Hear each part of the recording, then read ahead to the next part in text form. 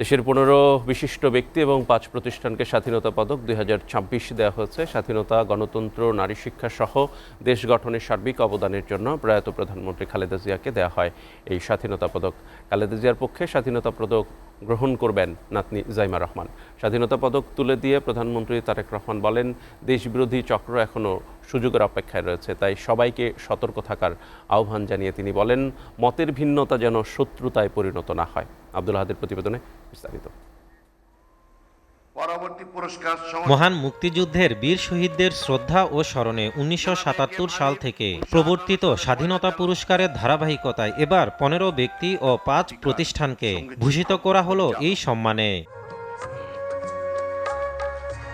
জাতীয় জীবনে অবিস্মরণীয় অবদানের জন্য সাবেক প্রধানমন্ত্রী বেগম খালেদা জিয়া এবার ভূষিত হলেন স্বাধীনতা পুরস্কারে।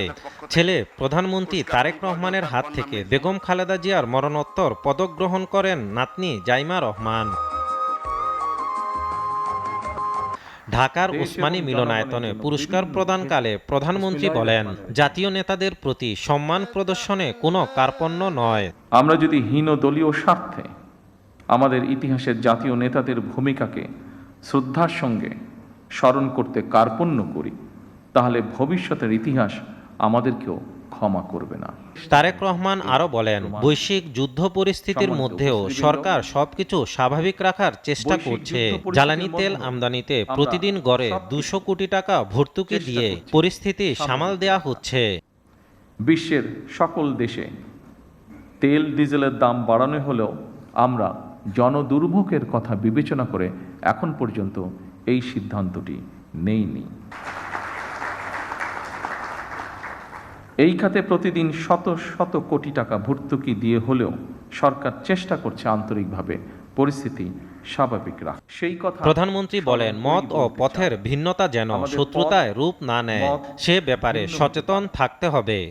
আমাদের মধ্যে বিভিন্ন ইস্যুতে বিতর্ক বিরোধ থাকতে পারে, তবে আমাদের মধ্যেকার বিতর্ক বিরোধ যেন শত্রুতায় রূপ না নেয়। দেশের স্বার্থে অবশ্যই সে ব্যাপারে আমাদের সবাইকে অত্যন্ত সতর্ক থাকা জরুরি, কারণ বাংলাদেশের স্বার্থ বিরোধী চক্র এখনো সুযোগের অপেক্ষায় রয়েছে। রাষ্ট্রায়ত্ত আচার ও ব্যক্তি পর্যায়ে বাহুল্যতা বর্জনে সবার প্রতি আহ্বান জানিয়ে প্রধানমন্ত্রী বলেন, সরকার জুলাই সনদের প্রতিটি অঙ্গীকার অক্ষরে অক্ষরে বাস্তবায়ন করবে। আমরা দলীয় ইশতেহারে এবং স্বাক্ষরিত জুলাই সনদের প্রতিটি দফা, প্রতিটি অঙ্গীকার অক্ষরে অক্ষরে পালন করব ইনশাআল্লাহ। আব্দুল আহাদ, এসটিভি, আমি বিশ্বাস করি ঢাকা। ব্যক্তিগতভাবে